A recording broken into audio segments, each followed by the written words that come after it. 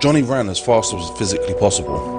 He avoided trees and jumped over rocks and fallen branches, moved purely by instinct. In other circumstances, he wouldn't even think that he was capable of such speed and reflexes. But right now, Johnny couldn't allow himself to think about that. Right now, he could not think of anything besides running away from his pursuer, running to his salvation. When he judged he should be at a safe enough distance, Johnny stopped and swiftly threw himself behind a large bush. He needed to analyze the situation, plan his next move, and, above all, he needed to locate his pursuer. Not being able to see the one chasing him was quickly overflowing his mind with desperation, making it harder and harder to think clearly. The other one could be far away, close behind, or even hiding somewhere, waiting to catch Johnny in a trap. He had to make sure that he was safe, at least for the time being, so that he could make the right decision. Hidden behind the bush, Johnny looked for an opening between the leaves and branches from where he could look at the ground before him without exposing himself. He then began the desperate task of trying to find his pursuer. Johnny did everything he could to look in all directions, but there was no sign of the other one. Sweat, caused both from the heat of the run and from the state of nerves that he was in, started to run across his face. His heart was beating faster and faster, to the point that it seemed like it would jump right out of his chest at any moment. He wasn't there. The one chasing him wasn't there. Panic began to dominate his thoughts. He was hidden somewhere Johnny couldn't see, waiting for the right moment to make his move. He had him trapped like a cat playing with a mouse, having fun just watching his victim becoming more and more desperate. Maybe he was, at that exact moment, sneaking from behind him, just about to grab him. Johnny quickly turned, certain that there would be someone right at his back, but there was no one.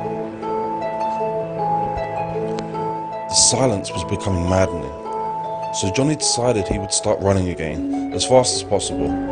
But just when he was getting up, he saw, through the bush, something moving ahead. There he was. His pursuer, walking with a disturbing calmness. Nevertheless, Johnny felt greatly relieved that once again capable of thinking rationally.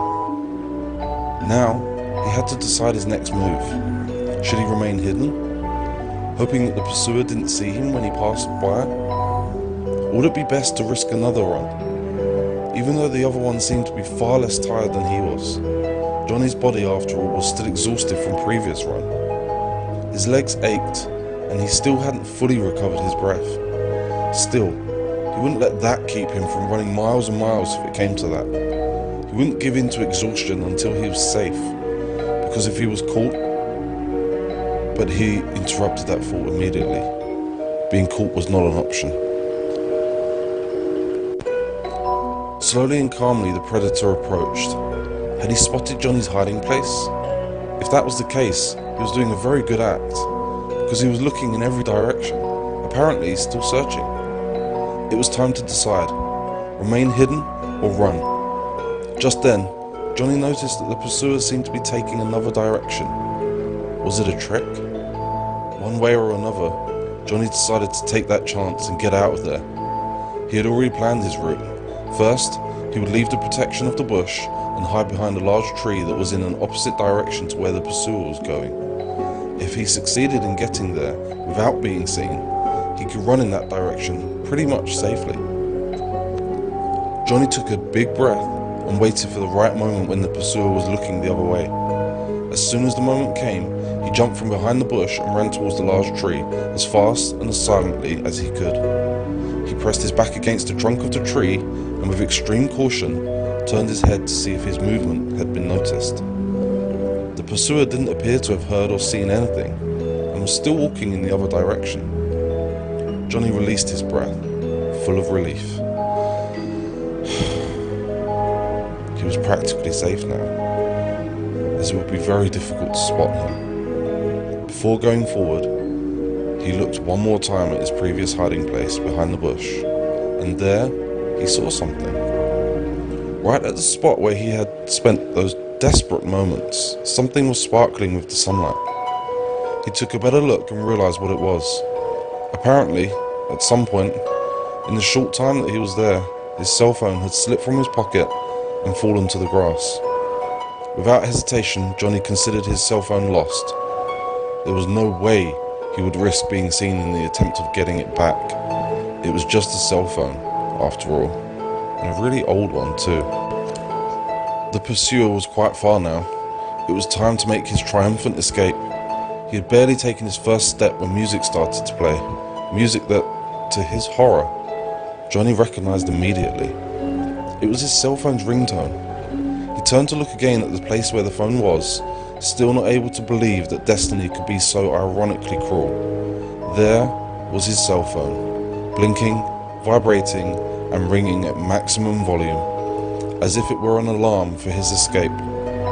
He hoped that the other one was too far away to hear, but he knew that it was a silly thought. In that silent place, the music seemed impossibly loud, and sure enough, the pursuer had already heard.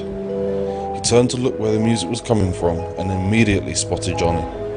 Partially hidden behind the tree, Johnny, even from far away, was able to see his predator's expression changing from doubt to a mixture of triumph and malice. Then, the other one started running towards Johnny, who had become inevitably paralyzed. With great effort, Johnny forced his body to start moving again and began a frenetic run, running like he had never run before. Johnny felt a glimpse of hope. He could still be faster than his pursuer. He could still beat him, but his muscles, exhausted from all the exercise, would not let their cries be ignored without a price.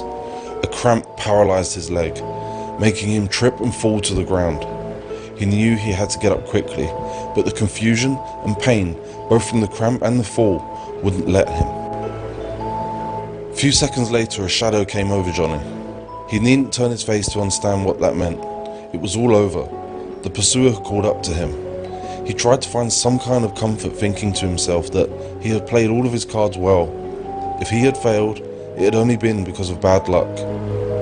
Of course, as much as he believed that, it still didn't change the fact that his pursuer was right above him. Now, Johnny remained facing the ground.